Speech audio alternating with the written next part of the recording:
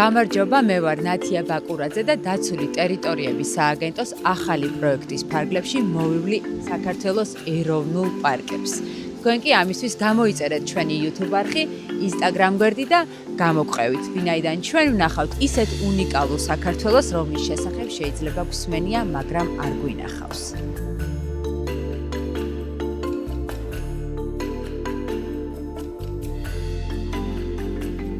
მე დღეს ვიმყოფები ჩვენი ქვეყნის ულამაზეს რეგიონში სამეგრელოში, სადაც მარტვილის კანიონს მოვივლი. შემდეგ კი გავემგზავრები იმერეთში და ოკაცეს კანიონს ვნახავ. ასევე ბოლოს ჩვენი ქვეყნის ულამაზეს და უდიდეს ჩანჩქერს ვნახავ, რომელსაც ოკაცეს ჩანჩქერი ჰქვია. ვიზიტორთა ცენტრი კანიონის შესასვლელთანაა განთავსებული, სადაც ყველაფერს ძალიან მარტივად აგიხსნიან და დაგეხმარებიან. ეს ხო ის კონკრეტული კიბეები და ბილიკებია, დადიანების რომ ქვია. 700 მეტრი მოკირწყლული გზა არის.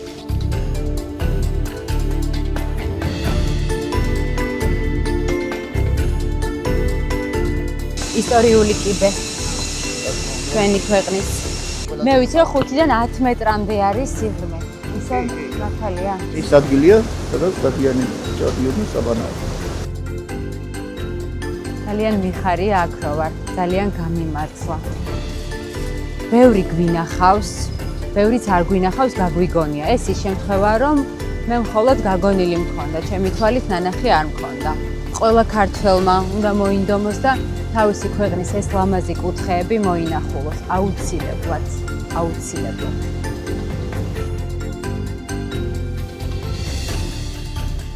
ბილიკის ცოტა შუისკენ არის ჩანჩქერები, როგორც ვიცი. წამოდი ვნახოთ.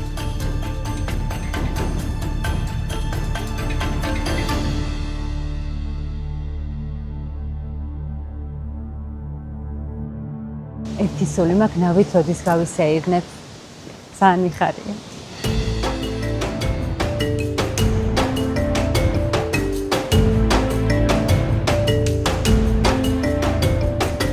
მოვედი სანაოსნოზე, ძალიან ველოდებოდი ამ მომენტს. გამომყევით, ბევრი საინტერესო ამბავი უნდა მოგიყვეთ.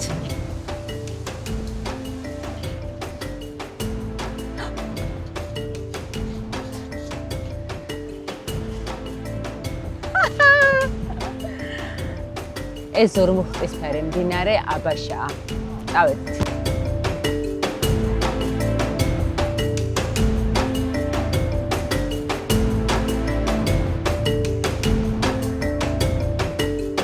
ეს ის მონაკვეთია, ეს ყველაზე ლამაზი მონაკვეთი, სადაც დავით აღმაშენებელი და მისი მრჩეველი გიორგი ჭყონდიდელი მოდიოდნენ და განაობდნენ. ამ ცივ წყალში ძალებს იღდგენდნენ. ხოლო შემდეგ უფრო მოგვიანებით მე-19 საუკუნეში, როგორც ვიცი, ეკატერინე ჭავჭავაძე ხშირად მოდიოდა აქ თავის უცხოელ ევროპელ სტუმრებთან ერთად და ამაყობდა თავისი ქვეყნით და თავისი ხედებით. და 5-8 აქვს განი, ხო? და სიღრმე 4-დან 5 მეტრამდე? და კიდე იცით რა ვიცი, რომ ესეთი გამოქვაბულები არის წყალქვეშაც. არის ხო? ასე ხარა საინტერესო იქნება. აქ ყველაფერი რესტავრირდა და კომფორტული გახდა ვიზიტორებისთვის. ამიტომ ღამის 12 საათზე შეგიძლიათ აქ მოხვიდეთ და ნავით გაისეირნოთ, ვინაიდან ყველაფერი განათებულია. და ალბათ ძალიან შთამბეჭდავი იქნება ღამის მარტვილის კანიონი.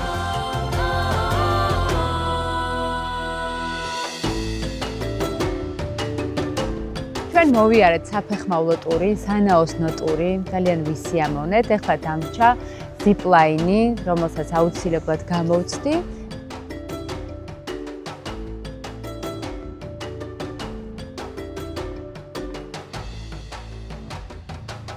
ხეობიდან ვნახე კანიონი და ეხლა ზემოდანაც უნდა გადმოვხედო.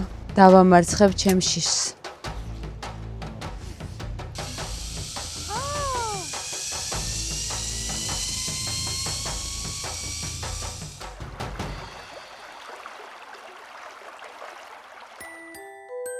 მოვედით იმერეთში, 30 წუთი დამჭირდა მარტვილის კანიონიდან აქ მოსასვლელად. ეხლა ვიმყოფები ოკაცეს კანიონის ბილიკზე.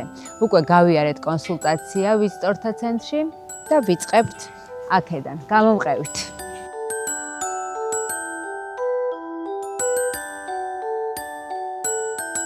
ეს დაკიდული ხიდი ჯერ დადიანების ტყეს მიუყვება, შემდეგ კი მთლიანად ოკაცეს კანიონზეა გადაჭიმული. ჩემს ქვემოთ 152 მეტრიანი უფსკრულია, მწვანე ხეობა.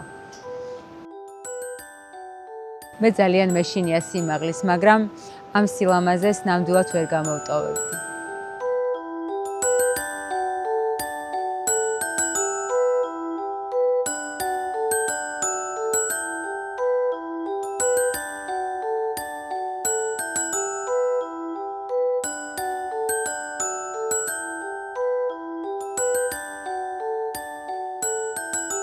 ადრე ამ ყველაფრის ნახვა არ შეგვეძლო. ეხლა კი ყველაფერი გაკეთებულია ვიზიტორებისთვის.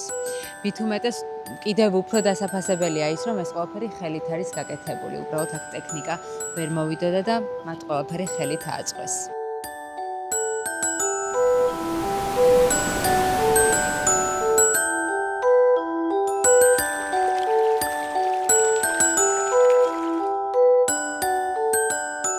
ესეთი ფერის ლოდები არსად არ მინახავს, როგორი თეთრია, ნახე.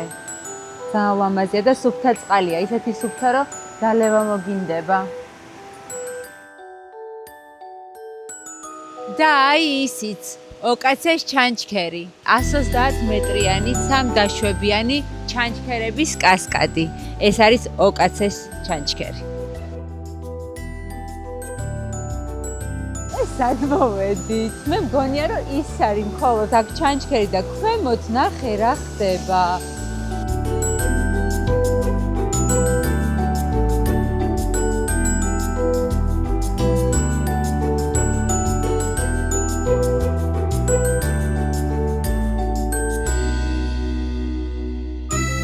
აქაურობა ისეთი დიდებული სანახავია, პირდაპირ სული გეკვრება. ძალიან სასიამოვნოა აქ ყოფნა. ჩანჩქერებამდე ამ ლამაზ ბილიკებს მოვყავართ. ზღვის დონიდან კი 853 მეტრზე ვიმყოფებით.